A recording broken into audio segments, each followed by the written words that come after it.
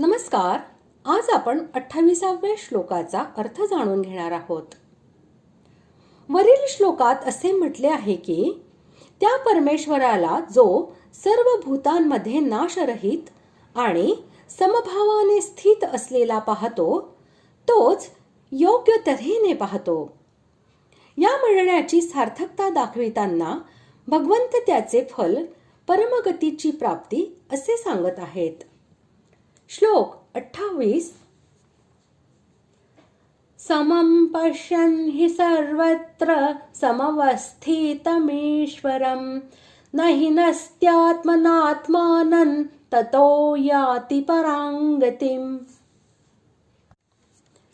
श्लोकाचा अर्थ, कारण जो पुरुष सर्वांमध्ये समरूपाने असलेल्या परमेश्वराला समान पाहून आपणच आपला नाश करून घेत नाही, त्यामुळे तो परमगतीला जातो. येथे हे पद हेतू या अर्थाने आले आहे. त्याचा प्रयोग करून असे दाखविले आहे की समभावाने पाहणारा स्वतःचा नाश करीत नाही आणि त्याला परमगती प्राप्त होते. म्हणून त्याचे पाहणे हेच यथार्थ पाहणे होय. एकच सच्चिदानंद घन परमात्मा हा सर्वत्र समभावानेच स्थित आहे.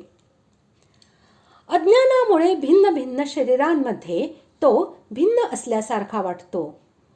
वस्तुतः त्याच्यामध्ये कोणत्याही प्रकारचा भेद नाही. हे तत्व चांगल्या प्रकारे जाणून ते प्रत्यक्ष अनुभवणे म्हणजेच सर्वत्र समभावाने स्थित असलेल्या परमेश्वराला सम पाहणे होय. जे हे तत्व जाणत नाहीत त्यांचे पाहणे ते सम पाहणे नव्हे, कारण त्यांची सर्वांमध्ये विषम बुद्धी असते. ते कोणाला आपल्या प्रिय हितैषी समजतात तर कोणाला अप्रिय व अहित करणारा असे समजतात. तसेच स्वतःला दुसऱ्यांच्या पेक्षा भिन्न एकदेशीय मानतात. म्हणून ते शरीरांचा जन्म आणि मरण यांना आपला जन्म व मरण असे मानतात. यामुळे वारंवार नाना योनींमध्ये जन्म घेऊन ते मरत असतात. हे म्हणजेच त्यांनी स्वतःकडून स्वतःला नष्ट करणे होय. परंतु जो पुरुष वरील प्रकारे एकाच परमेश्वराला समभावानेच स्थित असलेला पाहतो तो स्वतःला त्या परमेश्वरापासून वेगळा समजत नाही आणि या शरीराशी आपला कोणताही संबंध मानित नाही. त्यामुळे तो शरीराच्या विनाशामुळे आपला विनाश पाहत नाही. त्यामुळे स्वतःकडून स्वतःला नष्ट करीत नाही.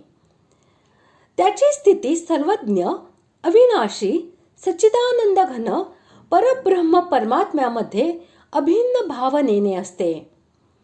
म्हणून तो जन्ममरणातून कायमचा सुटतो असा याचा अभिप्राय होय. ततः हे पदही हेतुबोधक आहे. याचा प्रयोग करून परमगतीची प्राप्ती होते हे सांगण्याचा भावार्थ असा की सर्वत्र समभावाने स्थित असणाऱ्या सच्चिदानंद घन ब्रह्मामध्ये अभिन्न भावनेने स्थित राहणारा तो पुरुष स्वतःचा विनाश स्वतः करीत नाही. यामुळे तो जन्म मृत्यूपासून कायमचा सुटून परमगती प्राप्त करून घेतो.